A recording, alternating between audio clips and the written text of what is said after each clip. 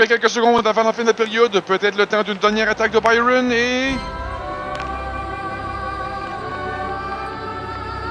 Et voilà, on entend la sirène. Gilles, durant la traque, nous parlerons de Byron, la nouvelle acquisition du Canadien. Effectivement, Gilles, devons-nous préciser qu'il s'agit du défenseur Justin Barron, à ne pas confondre avec l'attaquant Paul Byron. Je vois pas comment les gens pourraient confondre Byron et Byron. C'est pas comme si c'était Pitlick et Pitlick. Effectivement, le Canadien a récemment fait l'acquisition de Tyler Pitlick, qui se joint à son cousin Rem Pitlick. Et les gens oublient que le Canadien a également un troisième Pitlick dans les rangs mineurs, Rhett Pitlick, le frère de Rem. Les liens familiaux vont encore plus loin qu'on le réalise. Non seulement Rhett est le frère de Rem, comme tu viens de le dire, mais Rem est également le frère de Rhett. Incroyable. Penses-tu que tous ces joueurs joueront un jour dans le même alignement, Gilles? Et je sais pas, mais ça pourrait être pire. Jusqu'à tout récemment, les rumeurs planaient de rapatrier à Montréal Ryan Suzuki, le frère de Nick. Peux-tu imaginer nos descriptions de matchs du futur?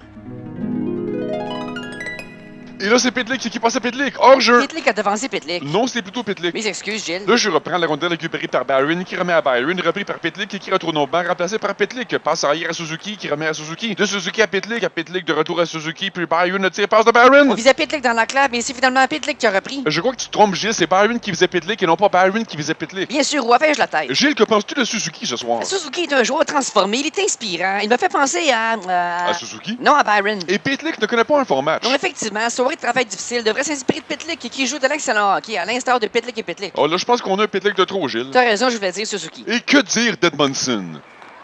Qui? Ben, Yoel Edmondson. Oh, Edmondson, je pensais que tu parlais de Jake Allen. C'est compréhensible. Edmondson, Allen, il y a des noms qui se ressemblent dans cette équipe-là. Quand on est expert, on se démêle. Là, je reprends Suzuki, chassé de la mise au jeu, remplacé par Suzuki, récupéré par Caulfield, qui remet à Caulfield. Au cas où les gens sont confus, il ne s'agit pas ici du frère de Cole Caulfield. C'est plutôt que Cole Caulfield étant le meilleur joueur des Canadiens, le club a simplement décidé de le cloner. Évidemment. Nous vous donnons d'ailleurs rendez-vous pour notre prochain match, où les Canadiens iront à Edmonton affronter les 14 McDavid et les 14 Draisaitl.